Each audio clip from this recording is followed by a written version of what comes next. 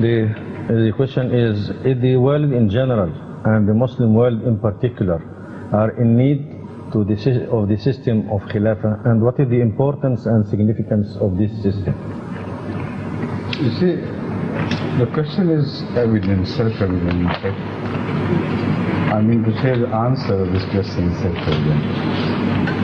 The fact is that all Muslim Ummah, although it should be one, is divided into so many sects and other divisions as well. Not only on religious plane, but also on the political plane, which is divided. And when a people are divided, then they cannot attain in the world what a united people can attain, because the might is not only divided and split, the might is pitched against one another. So when this happens, then sometimes the sum total is even less than a zero.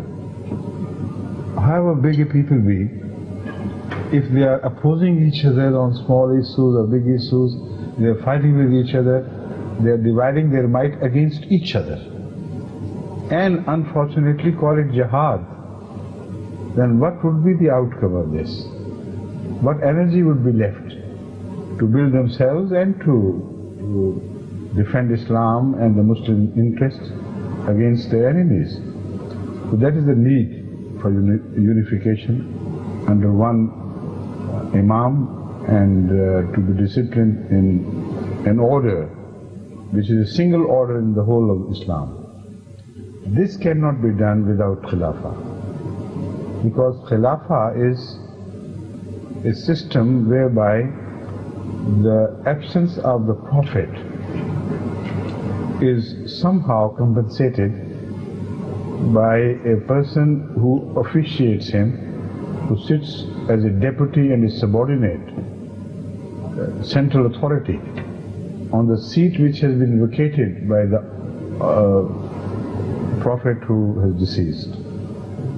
So this is the principle of Khilafah, and as such it was understood by all Muslims. The need for Khilafah was immediately felt after Rasulullah's demise. Now this is displayed in Islam in every part of Islamic teachings. Without unification, without discipline, in fact Islam cannot be practiced properly. When you say the prayer 5 times a day in the mosque, how is it performed?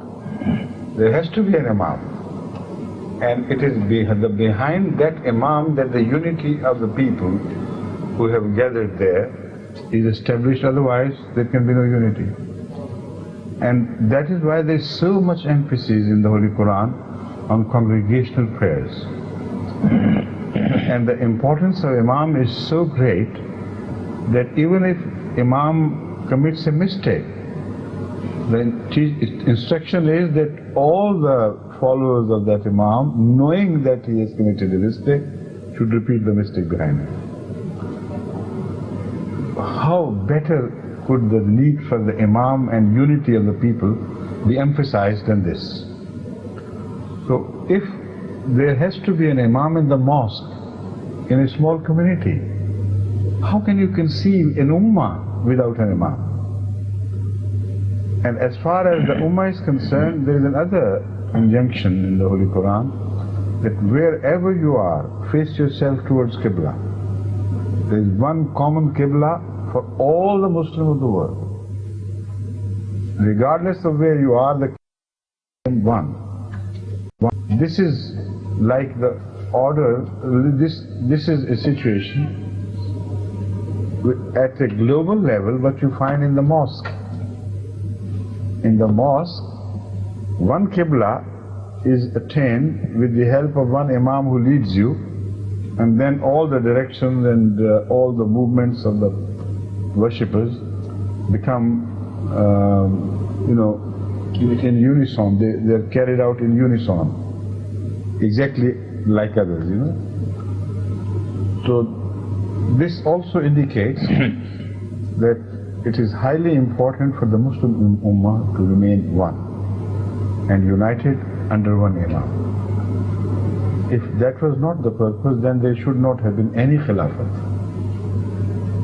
Because at the time of Rasulullah's demise, Muslims were in a far better state, spiritually and religiously and in every other respect as well, than the Muslims of today. If they needed an Imam to follow, how can we do without an Imam today? Why, we need it much more. So that is as far as the need of Khilafah is concerned. I think that will be sufficient. Now the problem is that once the Khilafat is lost, then it cannot be recreated by the people themselves again. This is a dilemma which the entire Muslim world is facing. Because Khilafat begins after the Prophet's demise. And once it is broken, then how can it be reinstated? There is no instrument of reinstatement of Khilafat if there is no Prophet. So in case of Muslims, the problem is even twofold. Because on the one hand, once the Khilafat came to an end, according to most Muslims, at the fourth Caliph, Hazrat Ali Raziyallahu Ta'ala anhu, after that, there was not a Rashid, Khilafat Rashida, it was only a sort of kingdoms and sovereignties in the name of Khilafah. But the mainstream Muslims, and a large number among them, believe in that. It's no more. After that, how could you bring Khilafah back and reinstate it? As far as the Shia Aimma are concerned, they have no problem because they believe in the continuity of their Imamat up to 12 Imams mostly. Some up to 6 Imams, some continuously even up to date. But a much greater majority of the Muslims is without the need of one Khilafah. And even if Imamat is considered to be continued there, it still cannot make the entire Ummah as one. We are discussing the problem of bringing the whole Ummah together under one leadership. And that can be done not by partial Khilafat, but universal Khilafat, whereby all Ummah could be brought together.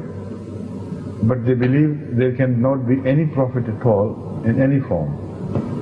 So that means the only possibility of rehabilitation of the institution of Khilafat is also lost. This is the big problem which the world of Islam is facing today.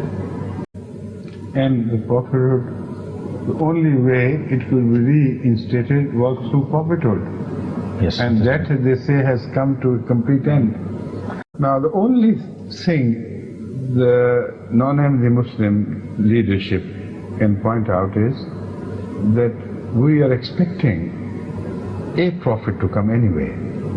That will be an old Prophet, of course, but when he comes, he would be a Prophet. So the lost institution of Khilafat will be reinstated through Jesus Christ when he revisits the earth. Now the problem with this is that 1400 years have passed and there is no sign of any Jesus revisiting the earth at all. It has, the age has changed. The Muslims have gone through the worst possible situations. Nobody came to their help from heaven like Jesus Christ. This vain waiting has ultimately made a large number of Muslims really pessimistic about it. So that is why when you discuss this matter with many Muslim Arabs or non-Arabs, they say, leave this issue alone. It doesn't make any difference. If Jesus is dead or alive, we are not interested. And the ulama of Jamia Azhar have repeatedly expressed their considered opinion that according to the Quran, Jesus is dead. So no way he can come back again. So that path is also open, if it is open, only in in their mythology, in their wishful thinkings. Practically, it's a closed road and nobody is going to come from heaven again. So that is the whole problem of the world of Islam. Not only have they lost the most important institution after Khilafat in Islam, but also they have blocked the passage of its reinstatement.